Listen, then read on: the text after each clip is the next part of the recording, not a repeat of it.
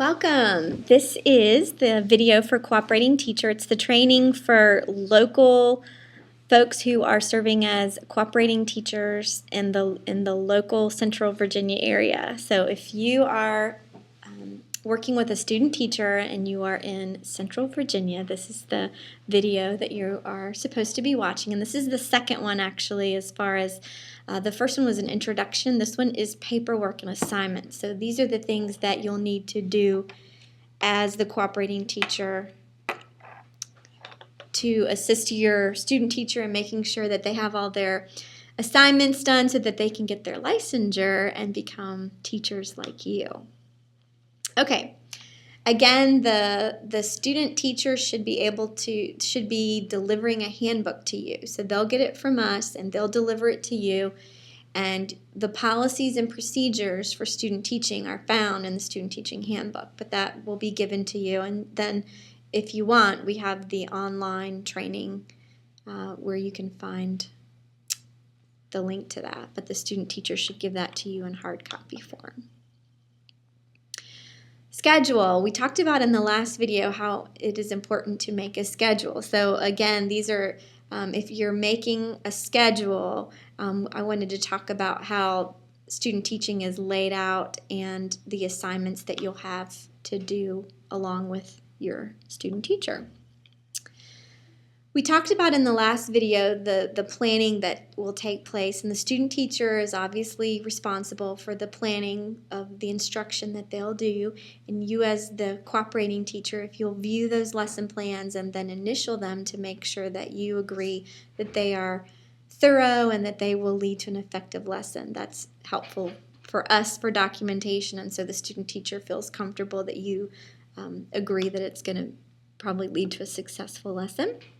We do have a timeline that we'll publish, and that comes from our licensure specialist. She's the one that oversees their Monday night seminar. So when you have your student teachers that are, some of them will need to cut out a little bit early, possibly on Mondays for the seminar, this paperwork that is going to be sent to you with the student teaching handbook lists how the assignments need to be turned in. And some of your student teachers will be with you for the entire 15 weeks, 14, 15 weeks, whatever that may be. And then sometimes you'll be assigned a student teacher, depending on their endorsement. They may be only with you for about 8 weeks, 7 or 8 weeks.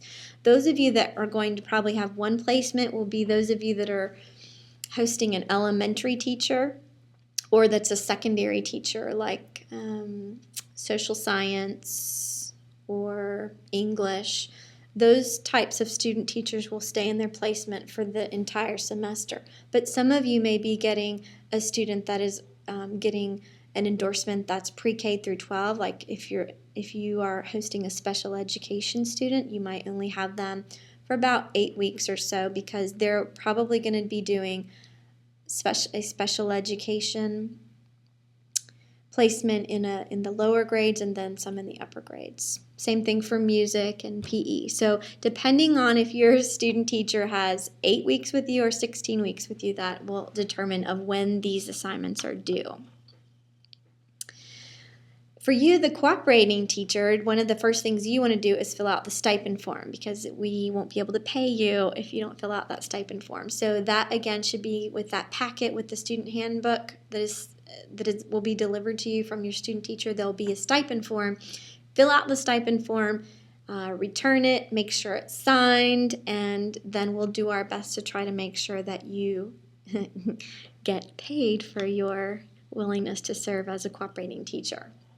Here's some other things that you'll do as the cooperating teacher. You'll be formally assessing them throughout their time with you, but we do have a few more formal assessments that we need for documentation purposes, and it also, I think, helps the student teacher for accountability purposes too.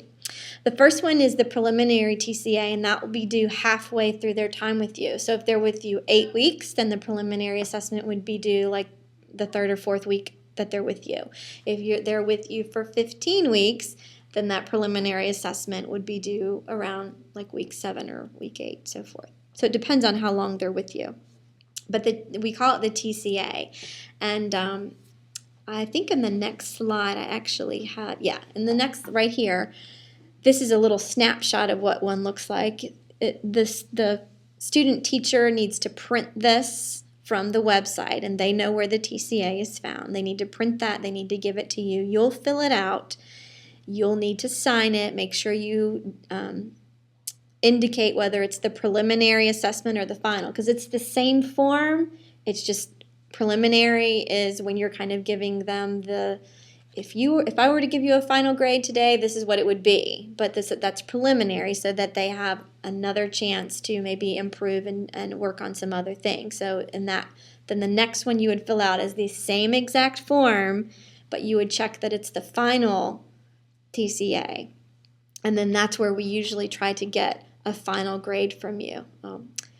I would like to go back to the slide before, so you need to make sure that you can see the website. Your student will get it from you, but it's liberty.edu/uguide. The student will get it and get it to you. All you have to do is fill it out. You give it back to them.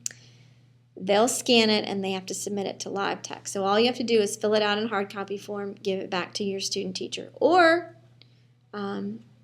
if you feel more comfortable and you want to hand deliver it to the supervisor, you can also contact the supervisor and say, I'd like to talk with you and about that. So that's fine too, either way. But the student teacher will need to see it, because they'll need to scan it into their LiveText, which is a software program, online software program we have. And lastly, your final task for your serving as the cooperating teacher is you'll need to write them a reference letter at the end, and we really need you to do that on school letterhead, so that we know that it's official and that it came from you.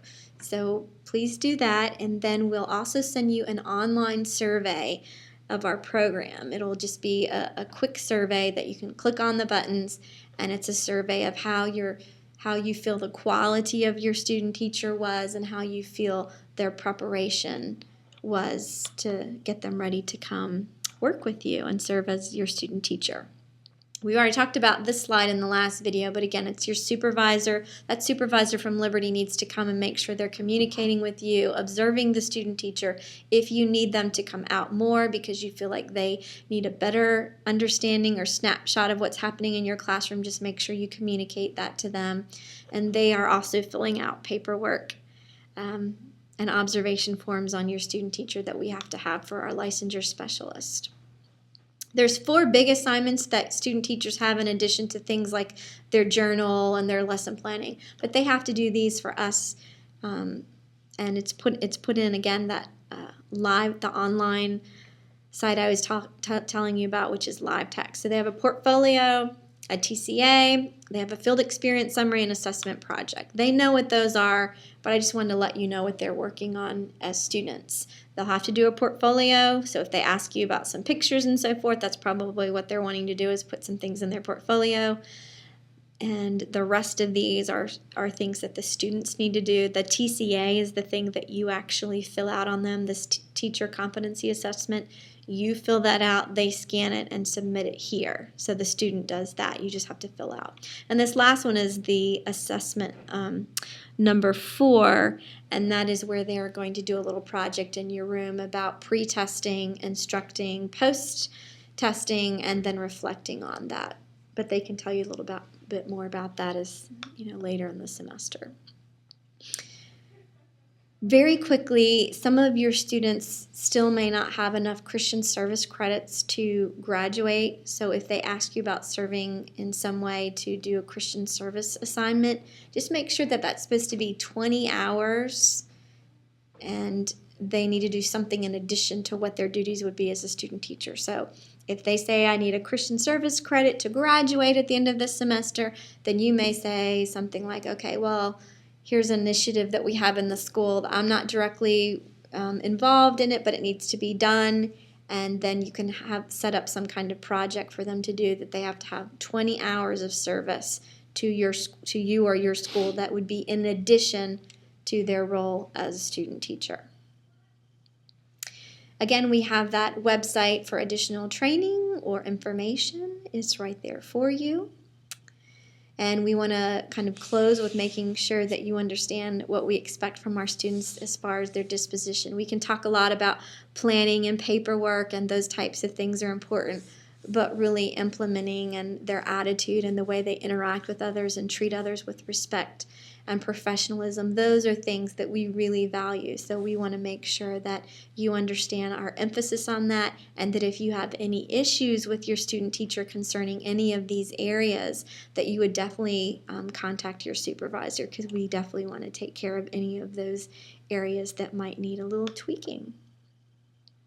Thanks again. You really are the heart of what we're doing in student teaching, the environment that you provide for the student teacher to be able to go in and feel safe and secure, but also learn about the profession of teaching. It's just invaluable. So we thank you for that. Again, if you have questions, contact your supervisor. If you can't get a hold of your supervisor quickly enough, and it's something that's really, really important, please contact us at School of Ed. You have the number there, and you have an email. Thanks. We hope you have a fantastic semester. And again, let us know if you need anything. Thanks.